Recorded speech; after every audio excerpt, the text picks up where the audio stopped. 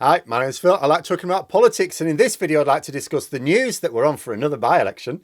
It'll also be a very interesting test case ahead of the general election, because this time it's not between Labour and the Conservatives, it is between Labour and the SNP. But first, if you'd like to be notified of daily news and politics, please subscribe to the channel. So the recall petition has been counted in Rutherglen and Hamilton West, the seat of former SNP MP Margaret Ferrier, who was handed a hefty suspension, if we remember, by the House of Commons for travelling on public transport whilst knowingly COVID positive in 2020.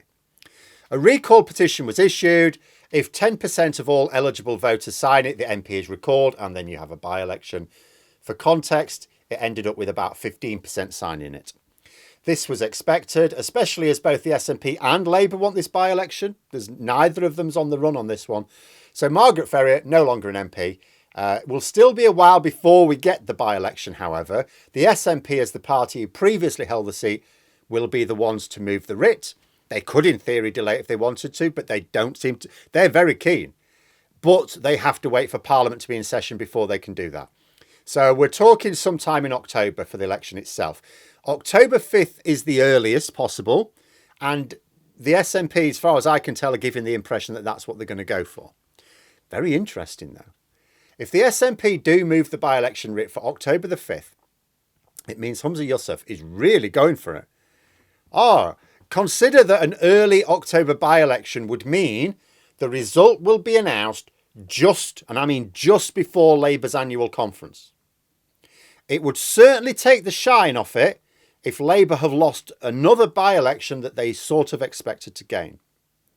But the SNP have got their own crucial conference a week after Labour's. If the SNP lose the seat, that creates another difficulty for Yousaf ahead of what already may be a delicate operation in uniting his party around both an independence and an electoral strategy, because some people think the wheels have fallen off both at the moment. That being said, would the SNP really delay the by-election until after the conference? Because that would make it look like they were running scared. No, best tactic, go for it, which is what I think they're doing. If they win, the payoff, absolutely massive for Yousaf. If they lose, well, they just have to deal with it. Obviously, as this was anticipated for some time, both Labour and the SNP have been actively campaigning in the area for quite a while. This is a constituency whose boundaries are changing for the general election. So it's one of those where whatever it is for the by-election, it'll be a different type of campaign for the following one. But interestingly, the polls suggest it would be roughly the same result either way. The MRP polling thinks that Labour should win this one just as comfortably with the current boundaries as it would with the new ones. But of course, MRP polling is about general election thinking. It's asking its respondents, how would you vote in a general election? By-elections can be very different. In fact, we saw that in the last few by-elections. You know, Labour won Selby by way more than MRP polling would suggest. And they failed to take Uxbridge when MRP polling suggested they would, because different voters have a different mindset. The main motivation for the clear majority of voters in a general election is they're going to the ballot box, they're choosing a government. That's what they're choosing. They're looking at the manifesto. What do we want the government to do? Not everyone, of course, but that's what the vast majority are doing. Certainly people voting either Conservative or Labour, or tactically someone else to vote against one of those two. That's what they've got in mind. What sort of government do they want? But by-election, whatever you like, you can absolutely have the protest vote on your mind, because it doesn't make any difference to the government. The Conservatives tapped into this in Uxbridge and South Ruislip. They convinced enough voters to stick with the Conservatives as a protest against a local issue, ULEZ in that case, even though that was a Tory scheme, absolutely mad. They did that instead of doing what Labour wanted to do and make it a protest against the Conservative government in Westminster. It was a good strategy. You would think that both the SNP and Labour would seek to do the same here as well, because they can both use this trick. Labour can seek to persuade people to vote against the SNP for several current areas of failure and perceived failure in Holyrood, even though that's got nothing to do with this Westminster contest. The SNP can also employ the same device. Like Labour have taken a position on a few policy areas which are designed to appeal to, or at least calm down, the bulk of target voters who are, of course, mostly concentrated in England. Positions that are not necessarily that popular in Scotland. the SNP will absolutely push these. Oddly enough, though, from what I've seen of the SNP's candidates, Councillor Katie Loudon, her focus seemed to be on the Westminster-made cost of living crisis, as she calls it. I'm not quite sure that's the best line. You may as well use it, sure, but I don't think it's the best campaign line against Labour, especially against a background of a belief that actually Labour will form the next Westminster government next year.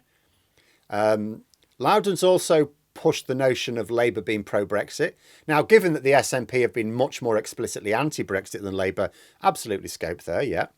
But I think they're going to need to attack Labour specifically with something, not just attacking Tory policies and making Labour a sort of surrogate for them. Not convinced that's going to work.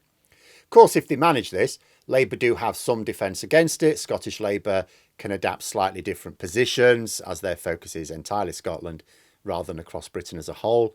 But yeah, it'd be interesting. Another point of interest will be the candidates. Now, I don't mean the Labour and the SNP candidates, but other candidates. Who else will stand? Independent candidates is what I'm thinking of in particular. That could be interesting. Will there, for example, be any other pro-independence candidates snapping at the heels of the SNP? Will there be any independent candidates who could be awkward for Labour? You know, and then there'll be the campaigns themselves. We know they're happening. We know roughly when the by-election is likely to be. The campaigning, which has already been taking place, will gear up again this summer. Labour are also focusing on mid-Bedfordshire, should Nads ever actually resign, and Tamworth, if that recall petition succeeds. There's a couple others in the offing. In theory, Labour could end up fighting all three by-elections on the same day, but I don't think so. I suspect mid-Bedfordshire, the Nadine Dorothy, isn't going to be on the table, given that she hasn't actually resigned yet. I think if she does at all now, and it's not certain she will, then her best bet presumably is the last day before Parliament goes into recess for the conference season, just to overshadow the Tory conference. That'll be too late for the by-election to be in early October.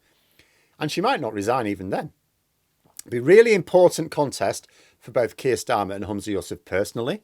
Starmer is doing well in the polls. Results are broadly where they need to be when there's an actual election, or, you know, like a by-election or local elections. So, you know, Labour are on for winning. They won Selby by a hefty margin, came as a result of strong campaigning. A seat they never should have been able to take. Absolutely should never have been able to take that one. But they didn't quite do it in Uxbridge. Yes, a local issue, you could say something that's not going to pop up in the general election. But I have said a few times, Labour did get their strategy wrong there. Will they have learned from it? You know, if they can get the strategy wrong in one place, they can get it wrong in another at the end of the day. Regardless of what they've said in public, which didn't inspire me with confidence, will they have privately faced up to what the actual problem was? As for Yousaf, completely untested, of course. If he wins, massive boost for him. Being clear, the only polling I can find shows Labour will win it, but that is generally polling based on how people vote in a general election. Like I've said, very different with by-elections. And if the SNP do win it, it will help Yousaf win over sections of his party who are not that convinced in his campaigning skills at the moment. Of course, if he loses, any doubts then solidify.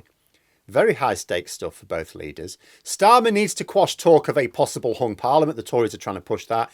Winning this seat helps enormously, because he needs to win seats like this to get that majority next year. Remember, this particular seat didn't just flip away from Labour when they lost power nationally. It didn't at all.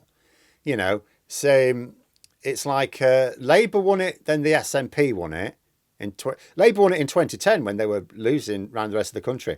Then the SNP won it in 2015. Good margin as well. But then Labour got it back in 2017. Very, very tight contest. Then the SNP grabbed it back in 2019. So it's seesawed. This is absolutely a seat Labour needs to be able to win. Need to.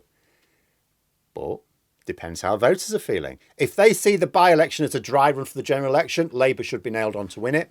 Maybe even comfortably.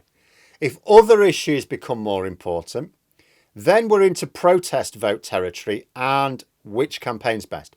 Because if we're into protest vote territory, it's not all one way, because it then becomes a case of who's the main target of protest. The SNP government in Holyrood or Labour's less than ideal position on certain issues. But there we are. Those are my thoughts. Let me know yours in the comments below. Hope you found the video interesting. If you did, please click the like button. And if you'd like to support the channel further, the join button for memberships. And until next time, I'll see you later.